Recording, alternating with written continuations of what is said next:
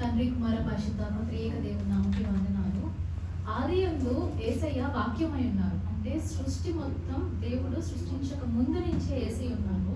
అయితే ఈ యేసయ్య శరీరధారి అయ్యి నరరూపిధారి అయ్యి ఈ లోకంకి వచ్చి కన్యగర్భంలో పుట్టి 30 సంవత్సరాలు దేవునికి విధేయునిగా బ్రతికి 3.5 సంవత్సరాలు దేవుని పరలోక రాజ్య సువార్తను చెప్పి ఆయన సమయం వచ్చినప్పుడు ఏం జరిగిందంటే మన దోషములు, మన పాపములు, మన యొక్క శాపములు, మన యొక్క వేదనలు, భారములు ప్రతి ఒక్కటి ఆయన మీద మోసుకొని ఆయన తన్ను తానే సిలువకి అప్పగించుకున్నాడు. అయితే ఈ అప్పగించుకోవటం అంతా రీజన్ ఏంటి, ముఖ్య ఉద్దేశం ఏంటి అంటే బైబిల్లో ఏమని రాస్తుందంటే తప్పిపోయిన వారిని వెతికి రక్షించడానికి. అంటే నిత్య నరకాగ్నిలోకి మనం వెళ్ళవలసి ఉండగా మన పాపములని ఆయన వహించుకొని ఆయన మనకు మారిగా బలి అయ్యాడు. ఈ ముఖ్య ఉద్దేశము ఆయన సిలువలో కూడా చూపించాడు. ఈ రెండవ మాట దానికే తార్కాణం. నేడు నీవు నాతో కూడా పరదేశంలో ఉందువు అని ఈ మాట యేసయ్య ఒక విశ్వాసతోనో శిష్యులతో చెప్పలేదు, కానీ ఒక దొంగతో చెప్పారండి. ఆ దొంగ తన జీవితం అంతా పాపములు, ఎన్నో ఘోరమైన అన్యాయాలు చేసిన ఒక దొంగ. ఈ యేసయ్య సిలువలో ఆయన శరీరం అంతా దుర్నబడిపోయింది. ఆయన మీద పడిన ఒక్కొక్క కొరడా దెబ్బ మన పాపములకి పరిహారంగా రక్తం చిందించబడుతూ ఉంటే ఆయన ఒక ఆకాశానికి భూమికి మధ్యలో ఒక మాంసపు ముద్దగా ఆయన రుధిరం అంతా ధారలుగా కారిపోతుండగా ఆయన అక్కడ కూడా ఆయన ఏ ఉద్దేశం మీద ఈ భూమికి వచ్చారో ఆ ఉద్దేశాన్ని నెరవేరుస్తూ ఉన్నారు. అక్కడ ఏం జరిగిందంటే లూకా సువార్త 23వ అధ్యాయము 39వ వచనంలో మనం చూస్తే యేసయ్యకి కుడి పక్కన ఎడమ పక్కన ఇద్దరు దొంగలు ప్రవచన నెరవేర్పుగా వారు సిలువ వేయబడ్డారు. అక్కడ మత్తయి, మార్కు సువార్తలో మనం చూస్తే ఆ ఇద్దరు దొంగలు కూడా యేసయ్యని అధికారులు, సైనికులతో పాటు అపహసిస్తూ ఉన్నారంట.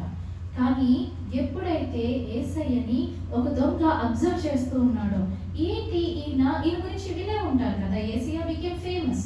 అక్కడ యేసయ్యని వినే ఉంటాడు కదా, యేసయ్య ఇన్ని కార్యాలు చేశాడు అంటున్నారు కదా, మరి ఎందుకు ఇంత మౌనంగా ఉన్నాడు, ఎందుకు వీరందరినీ ఒకసారి మేబీ ఒక కండెమ్ చేస్తూనో శాపవశం చెప్తేనో వీరందరూ వెళ్ళిపోతారు కదా, మేబీ ఆయన ఆలోచిస్తూ ఉన్నారేమో. కానీ ఎప్పుడైతే యేసయ్య తండ్రి వీరేం చేస్తున్నారో వీరు ఎరగారు, కానీ వీరిని క్షమించుము అన్నప్పుడు మేబీ ఆ దొంగ హృదయం పగిలిపోయి ఒక్క క్షణం ఆయనకి అర్థమైంది, ఓ ఇతడు ఖచ్చితంగా దేవుని యొక్క కుమారుడే అని. అక్కడ రెండోదంగా దేవుణ్ణి మళ్ళీ వెక్కిరిస్తూ మాట్లాడుతూ ఉన్నాడు, నీవు నిజంగా దేవుని కుమారుడు అయితే నిన్ను నువ్వు తప్పించుకొని మమ్మల్ని కూడా రక్షించు అని.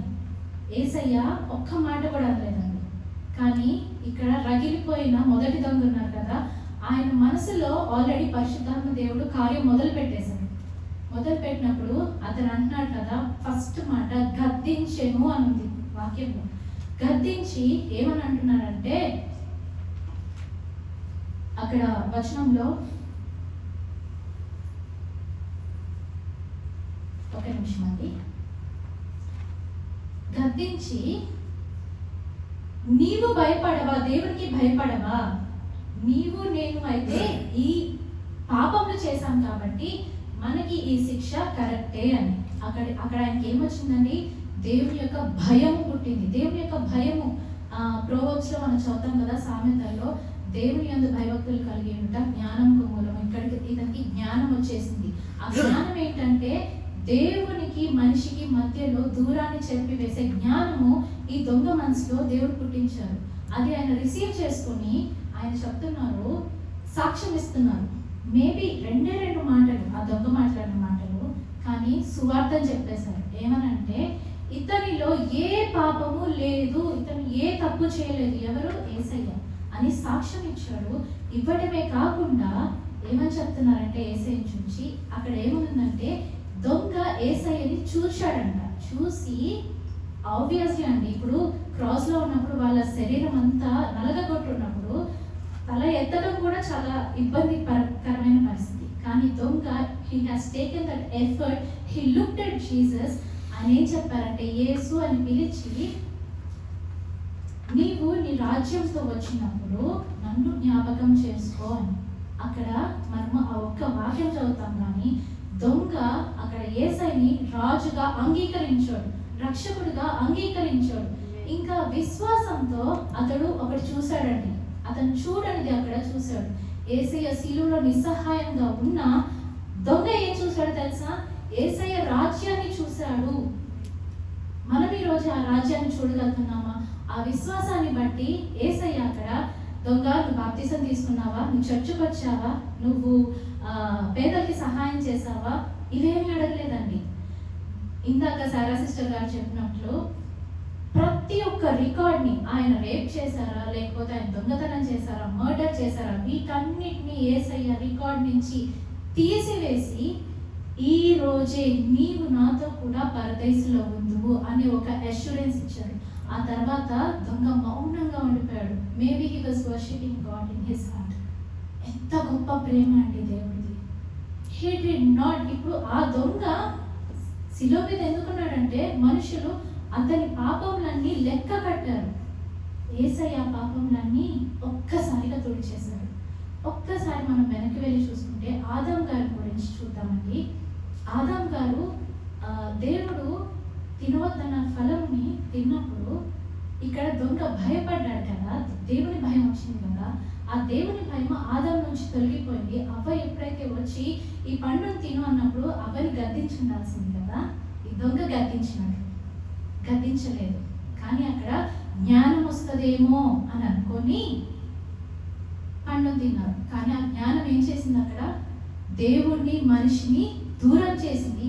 కానీ ఇతను దేవుడికి భయపడటం వల్ల ఇతనికి వచ్చిన జ్ఞానం బట్టి దేవుడు మనిషిని మళ్ళీ ఒకటి చేసింది. ఆ జ్ఞానము మనం కూడా కలిగి ఉండాలి.